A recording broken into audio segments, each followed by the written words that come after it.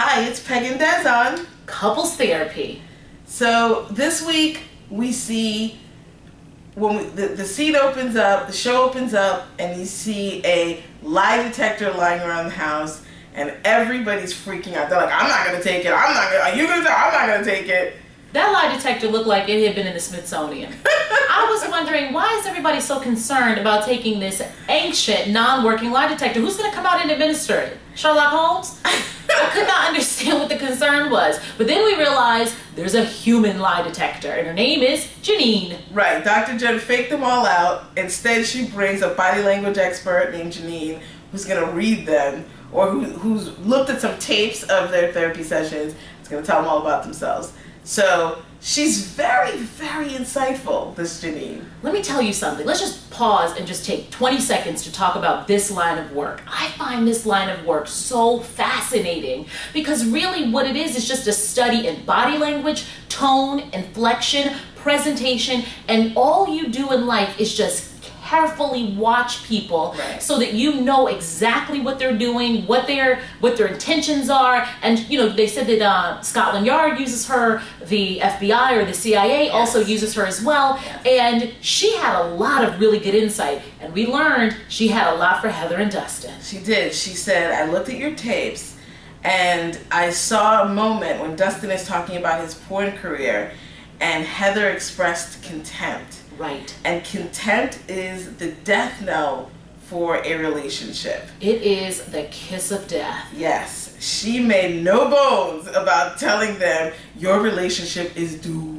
Even said the word divorce. I'm like, they're not even married. So, you know, she said if you express contempt in a relationship, it is likely, I think she even hit us with a statistic, but said it's likely that you're going to get divorced. Yes. So this, of course, just disrupts Dustin's whole world. Right. So, you know, I thought Dustin handled it well because I think that was super hurtful to hear, right? Like, because Heather purports she's over that, anything that, you know, Dustin's porn career, she's not concerned about it, doesn't bother her, and yet she expresses this emotion on her face during therapy, and Dustin has to process that, and Heather's trying to comfort him, so they're already sort of in an agitated state. Yes. And so next thing we see is it's in the morning, Heather's having breakfast with Tyler and Catelynn in the kitchen, and she's talking about Joe and how much she can't stand him and how he's horrible, and she's over him. And I forgot now the sequence, but had we already seen Flavor Flav apologize to Tyler for his reaction to his porn? I'm sorry, not Tyler, to Dustin for his reaction to his porn video? That's a good question. I don't think we'd seen that just yet. I think that was actually after the breakfast, or no, excuse me, I think that was before the breakfast scene. Right. I'm not quite sure, but the breakfast scene was essentially all three of those people are eating. Joe comes in, has a seat. Everyone gets up like a bad after school special and walks out of the room immediately, food unfinished. And Joe follows Heather. Well, I sort of had the impression that Joe had overheard what Heather was saying about him. Because otherwise it didn't make sense that he would just get up and follow her and start some mess with her. Well, Joe is an antagonist. I mean, he's an antagonist. He likes to pick on people. He is a bully. He's a bully. He bullies his girlfriend. He bullies other people around him.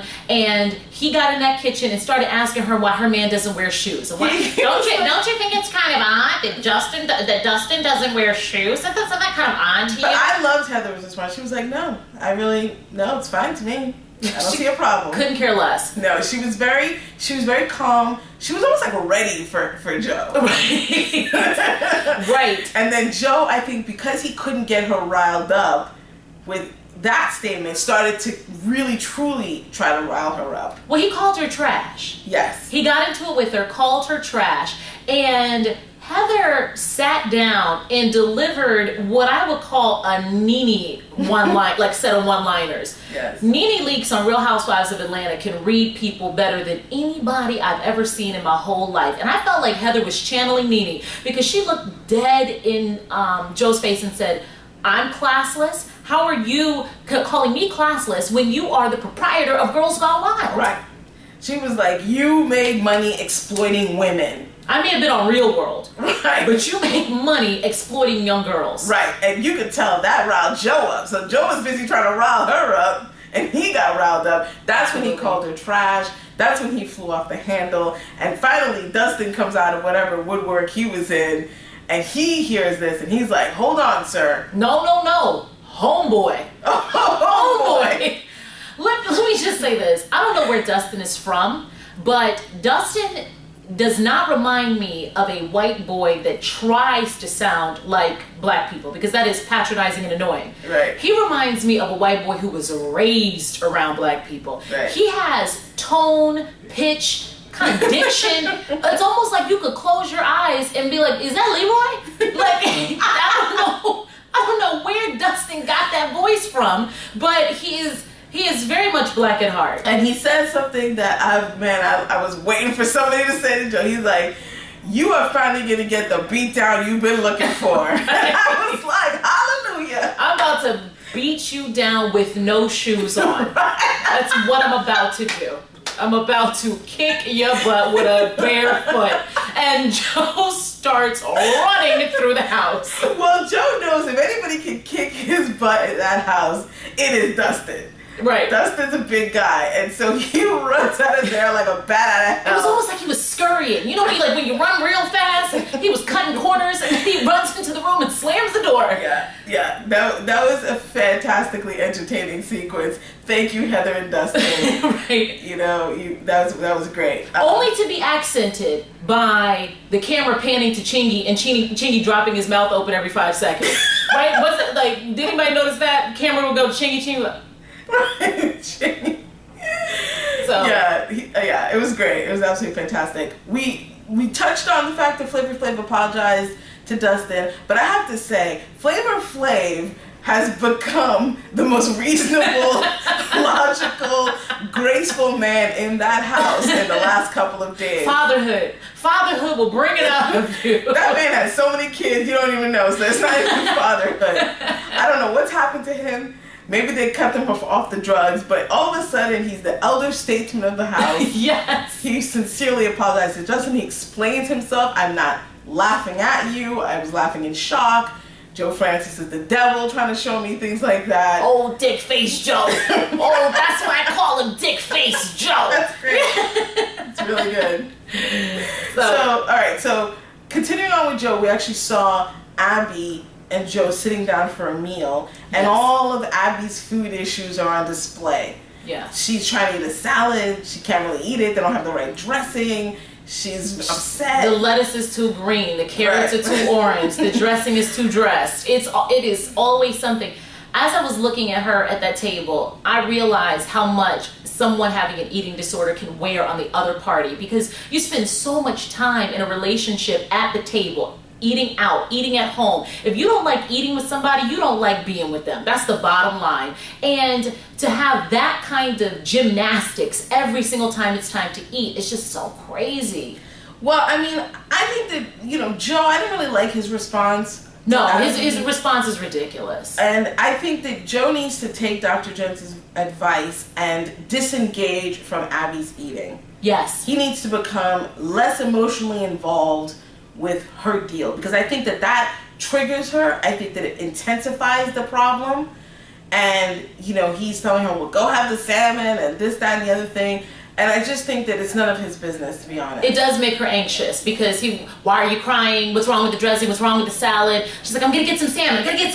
And, it's clear she gets very anxious just in that interaction alone. Because when she went out with Dr. Jen was cool as a cucumber. She hit her with that Dalai Lama presence, and Abby was able to eat a number of foods that she had on this list that if I could only be so disciplined as to put on my list. I wish I had a list also myself that I thought, these are my scare foods. Can I please be scared of pasta? Can I please be scared of bread? French fries, fried chicken, fried foods of any kind, pie, cake, cookies. When she went down that list, I was like, oh wow. People are scared of those foods? If only I could be just a little bit afraid. But there went Abby, and she had some pasta, and she was like, oh, it's quite good.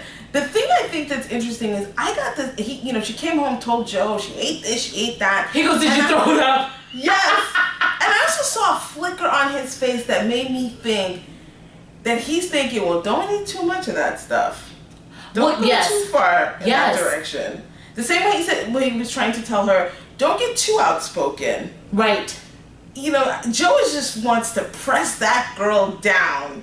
Right. I think he wants to have his thumbs on her. He doesn't want her doing really anything differently. I really don't believe. But he loves the drama of saying, well, I'm so worried about her and I'm afraid she's gonna die. Yes. I think that's all bull, to be honest with you. I think it's interesting when a person is in a relationship with another individual who has an eating disorder, and one of the manifestations of the eating disorder is that they are remarkably thin.